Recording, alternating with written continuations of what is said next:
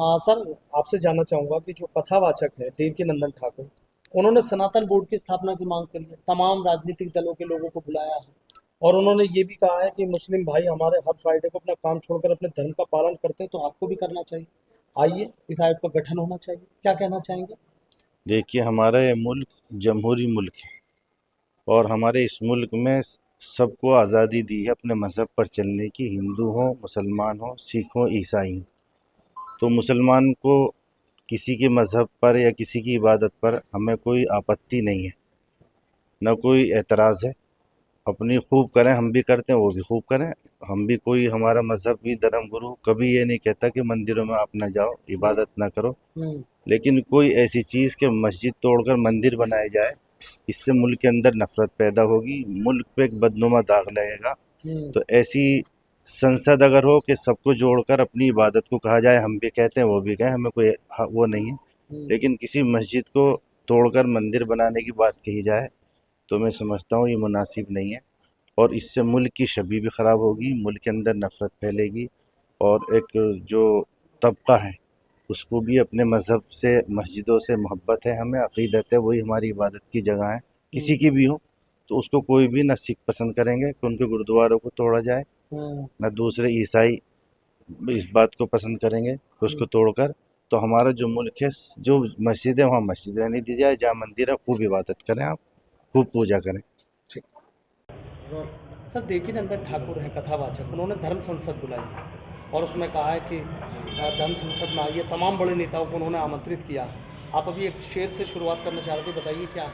Sir, मेरा पहला शेर है कि भाई कहते हो तो भाइयों के साथ बढ़ो, चलो हम मन्ना करते हैं तुम नमाज़ पढ़ो।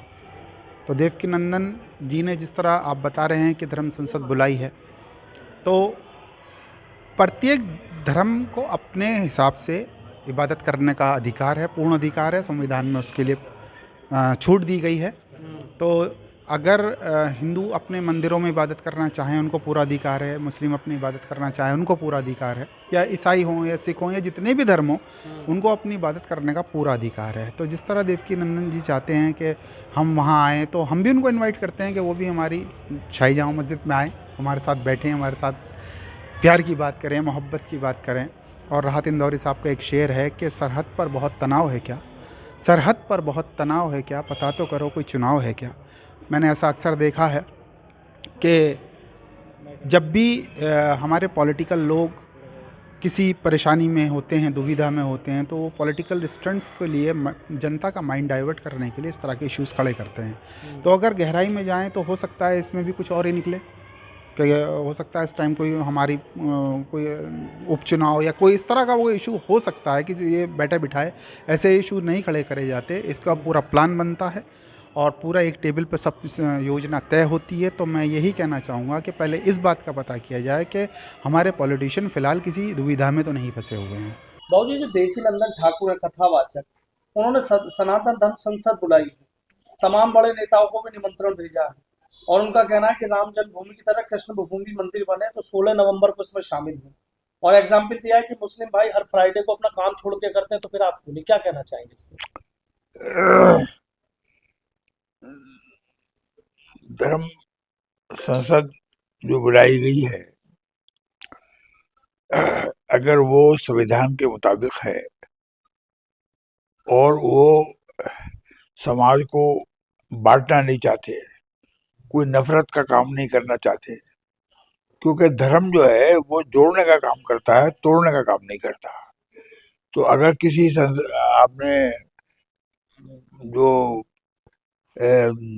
कृष्णा मंदिर की बात करी है, तो ये तो जाहिर है कि कोर्ट में चल रहा है मामला और जो मस्जिद की कमेटी है वो उसमें कोर्ट में काम मुकदमा लड़ रही है। तो जो भी कोर्ट फैसला करेगा वो तो उसको देखा जाएगा।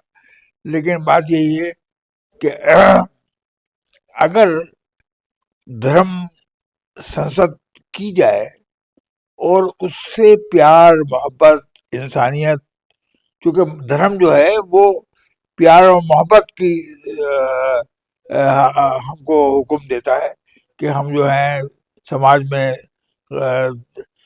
गुर्बत को दूर करने के लिए और जो लोगों के अंदर परेशानियां हैं उनको दूर करने के लिए अगर धर्म काम करता है तो मैं समझता हूँ कि धर्म संसद में कोई हर्ज नहीं है।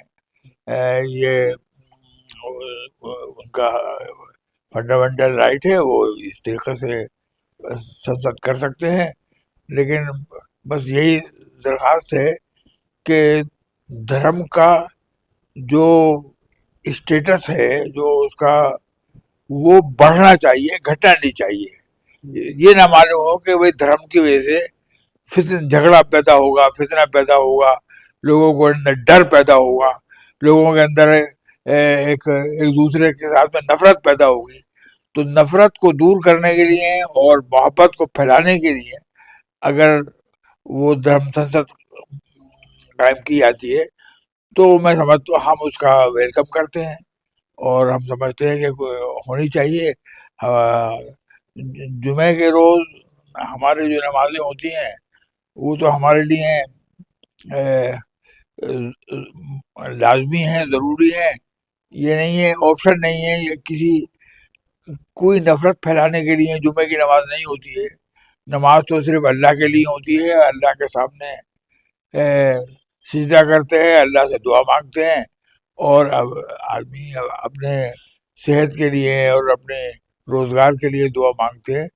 तो मस्जिदों में जो नमाजें होती हैं उसमें कोई ये नहीं है कि कोई लोगों को धर्म के नाम पर उकसाया जाए या उनको भड़काया जाए, बल्कि ये है कि हम तो खुदा के सामने हाजिर होते हैं और अल्लाह से दुआ मांगते हैं। ये हमारी जुमे की नमाज है, यही हमारी ईद की नमाज है और यही हमारी 5 वक्त की नमाज है। ठीक। तो मैं समझता हूँ कि उम्मीद करता हूँ कि ये धर्म संसद मुल्क में अमन कायम करने के लिए, शांति कायम करने के लिए, प्यार और मोहब्बत को फैलाने के लिए अगर काम करेगी तो ये धर्म संसद का फ़ायदा है। और अगर नफरत फैलाएगी तो जाहिर है कि ये धर्म का काम नहीं है। ठीक है। For exclusive and insightful videos, subscribe to our new channel ABP Live Premium.